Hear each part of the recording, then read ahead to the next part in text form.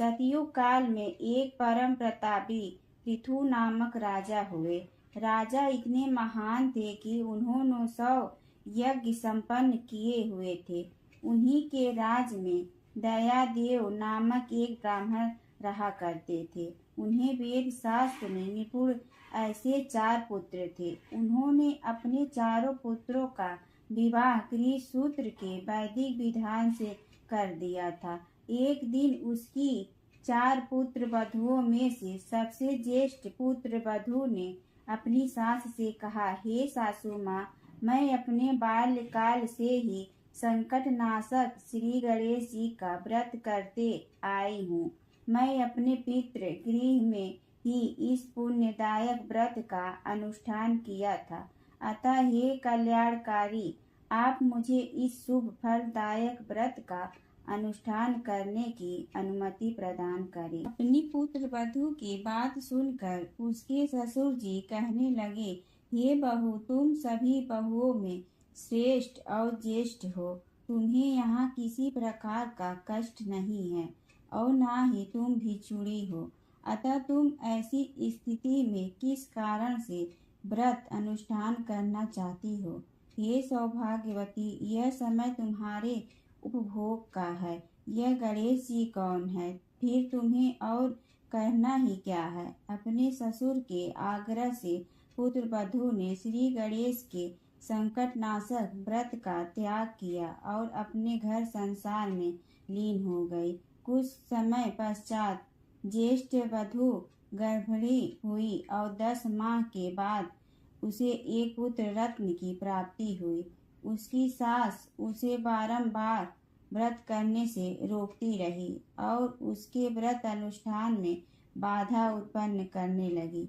व्रत भंग होने के फल स्वरूप भगवान गणेश जी उस पर कुपित और पुत्र के विवाह मंगल में दीन वर वधु के सुमंगली के समय उसके पुत्र का अपहरण कर लिया।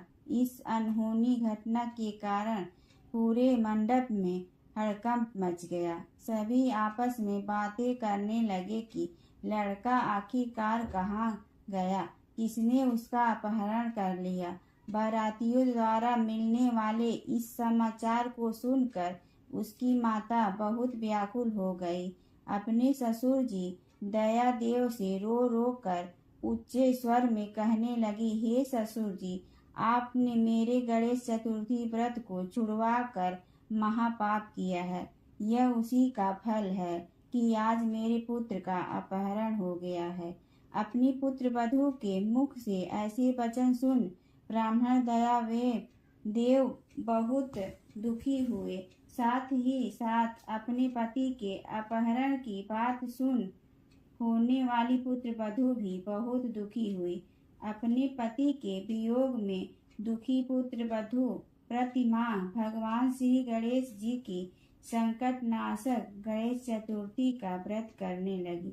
एक समय की बात है, भगवान गणेश जी एक वेदज्ञ और दुर्लभ ब्राह्मण का वेश धारण कर उस पुत्र वधु की परीक्षा लेने हेतु भिक्षा मांगते हुए उसके द्वार पर पधारे। ब्राह्मण वेशधारी भगवान श्री गणेश ने उच्च स्वर में कहा, हे पुत्री, मुझे भिक्षा स्वरूप इतने भोजन का दान दो कि मेरी क्षुधा तृप्त हो जाए। उस ब्राह्मण की बात सुनकर उस धर्मपरायण स्त्री ने सर्वप्रथम उस ब्राह्मण का विधि पूर्वक पूजन किया। पूर्ण श्रद्धा भाव से भोजन कराने के पश्चात उस ब्राह्मण को वस्त्र अलंकार अर्पित किए। कन्या की सेवा से संतुष्ट होकर ब्राह्मण ने उच्च स्वर में कहा, हे कल्याणी, मैं तुम्हारे सेवा भाव से अत्यंत प्रसन्न हूँ। अब तुम अपनी इच्छा के अनुकूल मुझसे वरदान प्राप्त कर सकती हो। मैं ब्राह्मणी वेशधारी गणेश हूँ और तुम्हारी परीक्षा लेने हेतु यहाँ आया हूँ। ब्राह्मण की बात सुन कन्या तुरंत नतमस्तक होकर उनसे निवेदन करने लगी, हे विघ्नेश्वर, यदि आप मेरी ऐसे सेवा से प्रसन्न हैं तो मुझे मेरे पति के दर्शन करवा दीजिए। कन्या की याचना सुनकर गणेश जी कहने लगे, मधुर भाषिणी, जैसा तुम चाहती हो वही होगा। तुम्हारा पति तुम्हें अवश्य मिलेगा। कन्या को इस मनोवांछित वर प्रदान कर भगवान गणेश जी अंतर्ध्यान हो गए। कुछ ही समय पश्चात कन्या का पति पुनः अपने घर वापस आ गया। यह देख सभी बहुत प्रसन्न हुए। सभी स्वजनों की उपस्थिति में विवाह कार्य विधि विधान से संपन्न किया गया। इस प्रकार जो भी मनुष्य पूर्ण श्रद्धा भाव से भगवान श्री गणेश जी की ज्येष्ठ माह की संकष्टी चतुर्थी का व्रत का अनुष्ठान करता है, उसकी सभी मनोकामनाएं पूर्ण होती है। एक बुढ़िया माई थी, उसके ग्वालियों बचलियों नाम को बेटो हो। बुढ़िया माई बेटा के लिए 12 महीनों की 12 चौथ करती। बेटा जंगल से लकड़ी लाता, दोनों माँ बेटा उसको बेचकर गुजारा करते। बुढ़िया माई रोजाना लकड़ियों में से 2 लकड़ी अलग रख लेती और चौथ के दिन बेटा से छुपकर बेचकर सामान लेकर आती। फिर 5 चूरमा के पिंड बनाती, एक बेटा को खिलाती, एक अपने को खाती, एक चौथ माता को चढ़ाती व 2 बांट देती। एक दिन चौथ बेटा अपनी पड़ोसन के घर गया। उसने चूरमा के लड्डू बना रखे थे तो उससे पूछा कि आज क्या है। सो वे बोले चूरमा बनाया है। पड़ोसन बोली कि मैंने तो आज ही बनाया है, तेरी माँ तो हर रोज़ चौथ के दिन बनाए। तुमको आज दिया था क्या? बेटा बोला दिया तो था। पड़ोसन बोली कि तुम लकड़ियाँ लेकर आते हो जिसमें से तेरी माँ छुपाकर बेचकर चूरमा बनावे है। बेटा माँ के पास गया, बोला कि मैं तो इतनी मेहनत से लकड़ियाँ लेकर आता हूँ, तुम चूरमा करके खाती हो, तुम मुझको छोड़ दो या चौथ माता को। तो बुढ़िया बोली, बेटा मैं तो तेरे लिए ही व्रत करती हूँ, सो तुमको भले ही छोड़ दूँ, लेकिन चौथ माता को नहीं छोड़ सकती। तब बेटे ने घर छोड़ने का फैसला किया तो माँ बोली कि तुम जा रहे हो, लेकिन मेरा हाथ का ये आखा लेकर जा। तेरे ऊपर जो भी संकट आएगा चौथ माता के नाम पर इन्हें पुकार देना, संकट दूर हो जाएगा। बेटा ने सोचा कि तो झूठी बात है, लेकिन बात रखने के लिए ले लेता हूँ। घर से चला, थोड़ी दूर गया और देखता है कि खून की नदी बह रही है, किधर से भी रास्ता नहीं है। तब उसने माँ के दिए आखा पुकार के बोला कि हे चौथ माता, अगर ये नदी सूख कर रास्ता हो जाएगा तो तुम सच्ची हो। इतने में ही नदी सूख कर रास्ता हो जाता। थोड़ा आगे चलने पर तो रात होने लगी और सुनसान जंगल आ गया। तब आखा पुकार कर बोला कि हे चौथ माता, मानो रास्ता मिल जाए, नहीं तो ये जानवर मुझे खा जाएंगे। इतने में ही रास्ता मिल गया। आगे एक राजा की नगरी में गया। राजा हर महीने एक नदी की बलि देता था। वह एक बुढ़िया के घर गया तो देखा कि बुढ़िया माई रोटी बनाते हुए रो रही थी। तब उसने पूछा कि माई तुम रो क्यों रही हो? बुढ़िया बोली कि मेरे एक ही बेटा है और आज वो राजा की बलि चढ़ जाएगा, मैं ये रोटी उसके लिए बना रही हूँ। वो बोला कि माई ये रोटी मुझे खिला दो, मैं तेरे बेटे के बदले चला जाऊंगा। माई बोली रोटी खिला दूंगी, लेकिन तुझे कैसे भेज दूं? उसने उसे रोटी खिला दी। रात में सोते समय बोला कि राजा का बुलावा आया तो मेरे को जगा देना। आधी रात को बुलावा आया। बुढ़िया माई सोचने लगी कि पराए पुत्र ने कैसे बलि चढ़ा दूं, पर इतने में ही वह जग गया और जाने लगा और बुढ़िया माई से बोला कि मेरी पोटली और लाठी रखी है। बुढ़िया माई सोची कि आज तक ही कोई वापस नहीं आया, ये कैसे आएगा? राजा का आदमी उसे साथ लेकर चला गया। वहाँ पर उसे कच्चे घड़े पकने वाले कुंड वावा में चुन दिया। जब वो चुना जा रहा था, ये भी तुम ही डालो। इतने में आवा पक कर तैयार हो गया। 2-3 दिन बाद आवा के पास बच्चे खेल रहे थे। बच्चों ने खेल खेल में आवा पक करी मारी तो उसमें से आवाज आई। बच्चों ने राजा के आदमियों के पास जाकर कहा कि आवा पक गया। राजा के आदमियों ने सोचा कि 6 महीने में पकने वाले आवा इतनी जल्दी कैसे पक गया।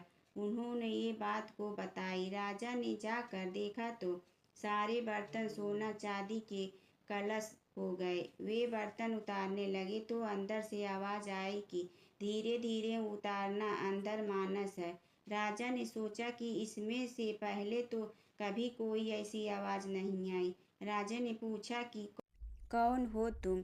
तो उसने अंदर से ही कहा कि मैं तो वो ही हूँ जिसे आपने 3 दिन पहले इसमें चुनकर बलि ली थी। उन्होंने खोल कर देखा तो अंदर वही आदमी है जिसे 3 दिन पहले उन्होंने इस आवा में चुनकर बलि चढ़ाया था। उन्होंने सारी बात बताई। उस महल में जाया गया। राजा ने पूछा कि तुम कौन हो और बच कैसे गए? तो उसने कहा कि मेरी माँ चौथ का व्रत करती थी, उसी की वजह से बच गया। तब राजा ने कहा कि ये झूठ है, इसकी परीक्षा लेनी होगी। राजा ने 2 घोड़े मंगवाए, एक पर स्वयं चढ़ गया और दूसरे पर उसको चढ़ा दिया। उसके हाथों और पैरों में जंजीर डाल दी गई। राजा ने कहा कि अब जंगल की तरफ चलते हैं। अगर ये जंजीर खुलकर मेरे हाथ पैरों में आ जाएगी तो तुम्हारी माँ की चौथ माता सच्ची हैं। थोड़ी दूर चलने पर ऐसा ही हो गया। राजा के हाथ पैरों में जंजीर जकड़ गई। फिर उस लड़के ने बड़ी मुश्किल से राजा को वापस राजमहल पहुंचाया और जाने लगा। तब राजा ने उसे रोकने के आदेश दिए। फिर राजा ने उसे अपनी बेटी के साथ विवाह करने के लिए कहा तो उसने सहर्ष स्वीकार कर लिया। राजा ने उसे वही महल में ही रहने के लिए अलग से सारे साधन उपलब्ध करा दिए।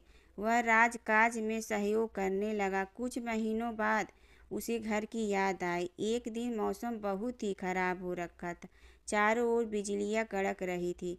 उसने अपनी माँ की याद आई तो उसने अपनी पत्नी से कहा कि आज तो बिजली मेरे गांव की तरफ चमक रही है। तो उसकी पत्नी यानी राजा की बेटी ने कहा कि आपके गांव भी क्या है? तो उसने बताया कि उसे अपनी माँ के बारे में। फिर कहा कि गांव चलेंगे। दूसरे दिन सुबह वे गांव के लिए रवाना हो गए। संकष्टी गणेश चतुर्थी व्रत करने से घर परिवार में आ रही विपदा दूर होती है। कई दिनों से रुके मांगलिक कार्य संपन्न होते हैं तथा भगवान श्री गणेश असीम सुखों की प्राप्ति कराते हैं। हर माह की किसी भी चतुर्थी के दिन भगवान श्री गणेश की पूजा के दौरान संकष्टी गणेश चतुर्थी व्रत की कथा सुननी चाहिए। पौराणिक एवं प्रचलित श्री गणेश कथा के अनुसार एक बार देवता कई विपदाओं में घिरे थे। तब वह मदद मांगने भगवान शिव के पास आए। उस समय शिव के साथ कार्तिकेय तथा गणेश जी भी थे। देवताओं की बात सुनकर शिव जी ने कार्तिकेय व गणेश जी से पूछा कि तुम में से कौन देवताओं के कष्टों का निवारण कर सकता है? तब कार्तिकेय व गणेश जी दोनों ने ही स्वयं को इस कार्य के लिए सक्षम बताया। इस पर भगवान शिव ने दोनों की परीक्षा लेते हुए कहा कि तुम दोनों में से जो सबसे पहले पृथ्वी की परिक्रमा करके आएगा वही देवताओं की मदद करने जाएगा। भगवान शिव के मुख से यह वचन सुनते ही कार्तिकेय अपनी वाहन मोर पर बैठकर पृथ्वी की परिक्रमा के लिए निकल गए। परंतु गणेश जी सोच में पड़ गए कि वह चूहे के ऊपर चढ़कर सारी पृथ्वी की परिक्रमा करेंगे तो इस कार्य में उन्हें बहुत समय लग जाएगा। तभी उन्हें एक उपाय सूझा। गणेश अपने स्थान से उठे और अपने माता पिता की 7 बार परिक्रमा करके वापस बैठ गए। परिक्रमा करके लौटने पर कार्तिकेय स्वयं को विजेता बताने लगे। तब शिव जी ने श्री गणेश से पृथ्वी की परिक्रमा न करने का कारण पूछा। तब गणेश ने कहा, माता पिता के चरणों में ही समस्त लोक है। यह सुनकर भगवान शिव ने गणेश जी को देवताओं के संकट दूर करने की आज्ञा दी। इस प्रकार भगवान शिव ने गणेश जी को आशीर्वाद दिया कि चतुर्थी के दिन जो तुम्हारा पूजन करेगा और रात्रि में चंद्रमा को अर्घ्य देगा उसके तीनों ताप यानी दैविक ताप तथा भौतिक ताप दूर होंगे। इस व्रत को करने से व्रतधारी के सभी तरह के दुख दूर होंगे और उसे जीवन के भौतिक सुखों की प्राप्ति होगी। चारों तरफ से मनुष्य की सुख समृद्धि बढ़ेगी। पुत्र पौत्रादि धन ऐश्वर्य की कमी नहीं रहेगी।